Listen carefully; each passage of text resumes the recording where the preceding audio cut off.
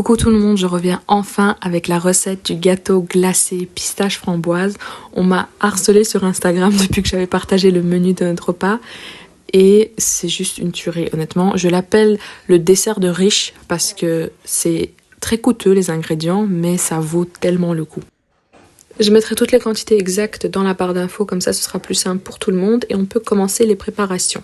On va commencer avec la préparation de la meringue. Oui, les couches que vous voyez de séparation, en fait c'est une meringue, donc faites vraiment attention à ce que vos œufs soient lavés et surtout secs, parce que même une goutte d'eau peut ruiner votre meringue. Je commence par séparer les blancs des jaunes d'œufs et je vais mettre tout ça dans un mixeur. Je vois déjà les questions venir, n'essayez pas de faire ça à la main, c'est beaucoup trop long et beaucoup trop compliqué, vous allez terminer sans bras. Ensuite, on prépare le sucre, vous pouvez mélanger directement les blancs d'œufs et le sucre et vous mixez le tout vraiment à la vitesse maximale de votre mixeur, oui, le Cassia. Pendant que celui-ci fait son travail, on peut préparer les noix. Techniquement, on utilise des pistaches pour ce dessert, mais déjà que ce dessert est très coûteux, je me suis dit que j'allais remplacer par des noix parce qu'à la fin il n'y a aucune différence. Le but des noix c'est vraiment de donner un côté un peu plus crunchy à la meringue. Donc voilà, si vous êtes pété de thunes vous prenez des pistaches, si vous êtes comme moi vous gardez des noix. Maintenant à l'aide d'une machine ou à la main si vous avez le courage, vous broyez les noix finement. Quand je dis finement c'est pas comme une farine mais vous voyez sur la vidéo que ce sera quand même un peu granuleux. Pour ce qui est de la meringue, vraiment prenez votre temps parce qu'elle doit rester sur le fouet. Regardez quand je vous la montre, elle est exactement comme quand je l'ai pris.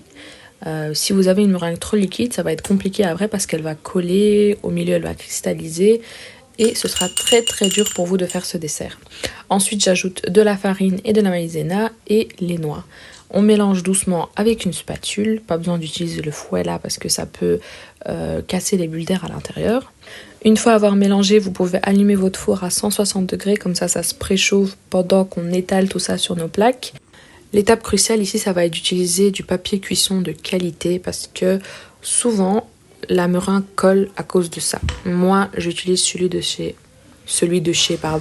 Colruyt si vous habitez en Belgique.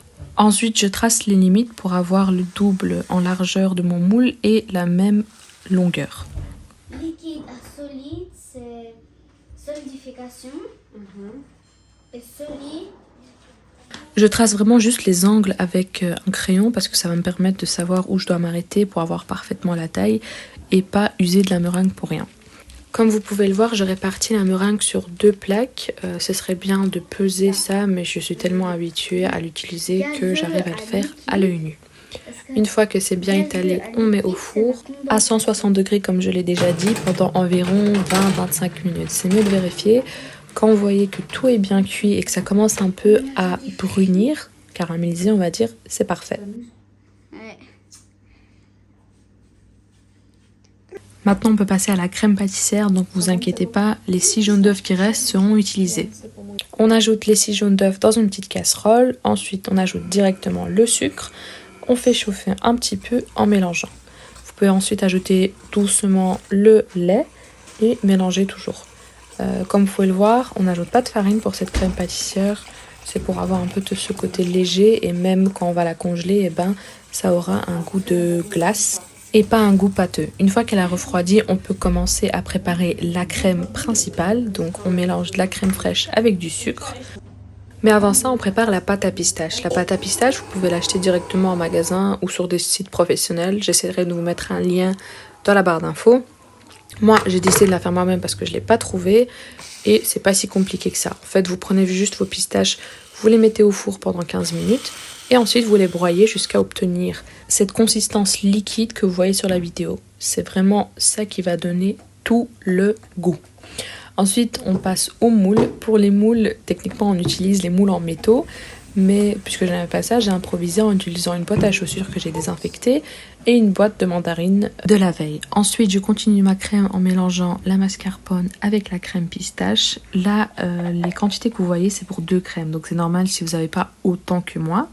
Ensuite, c'est très simple. On ajoute à chaque fois 2 cuillères à soupe de crème pâtissière, 2 cuillères à soupe de notre mélange de crème liquide avec le sucre et on mélange doucement jusqu'à obtenir la crème finale.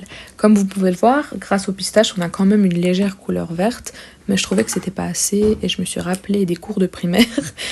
Donc je me suis amusée à mélanger les colorants alimentaires à chaque fois en faisant une goutte de bleu, une goutte de jaune jusqu'à obtenir la couleur que je voulais. Faites vraiment très attention parce que ça peut vite dériver à une couleur artificielle qui donnera pas l'effet voulu. En tout cas, ce que moi j'ai obtenu, j'ai trouvé ça juste parfait. Pour mes moules improvisés, comme vous pouvez le voir, j'ai d'abord mis une couche d'aluminium et pour que la couche d'aluminium ne colle pas notre gâteau, j'ai mis une fine couche de film plastique. Un conseil, ne faites pas comme moi et retirez le papier cuisson 10-15 minutes après la sortie du four. J'ai attendu toute une nuit et je l'ai regretté. Ensuite, vous pouvez couper en deux et placer la première couche de meringue. Vous versez ensuite la crème. Idéalement, ce serait de peser à chaque fois pour avoir la même couche et qu'à la coupe, ce soit vraiment uniforme. Donc, je mets ma crème, ensuite les framboises. Je vous mettrai combien de grammes il faut pour tout le gâteau, mais moi, j'aime bien exagérer toujours et j'en ai mis beaucoup plus que nécessaire parce que je trouve qu'à la fin, quand il y a des framboises partout, c'est juste délicieux. Vous pouvez les casser en petits morceaux, comme ça la distance entre la glace et la meringue ne sera pas très grande. Moi j'aime bien alterner parfois, comme ça il y a des parties avec des énormes framboises et puis des petits morceaux un peu partout. Et vous répétez ça à chaque fois jusqu'à faire 3 couches de glace et 4 couches de meringue. Faites attention à ne pas presser l'aluminium sur votre gâteau parce que c'est très difficile à décoller et on laisse une nuit au congélateur. Le lendemain matin, vous cassez votre boîte et vous faites vraiment très attention. Comme vous pouvez le voir, cette partie, je l'avais collée. J'ai eu du mal à enlever l'aluminium, mais bon, avec un peu de crème et de framboise, c'était plus visible.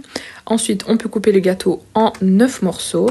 Si vous voulez, vous pouvez faire une crème à part pour décorer le dessus. J'ai fait ça quand j'ai posté dans ma story, mais cette fois-ci, j'ai juste mis des meringues. Et c'était amplement suffisant, je trouve. Utilisez un couteau bien aiguisé parce que c'est assez dur à couper. Et vous pouvez décorer selon votre fantaisie. Je vous mettrai quand même la recette en barre d'infos de la crème que j'ai mis au-dessus sur ma story. Même si là, j'ai juste mis des framboises avec un peu de pistache.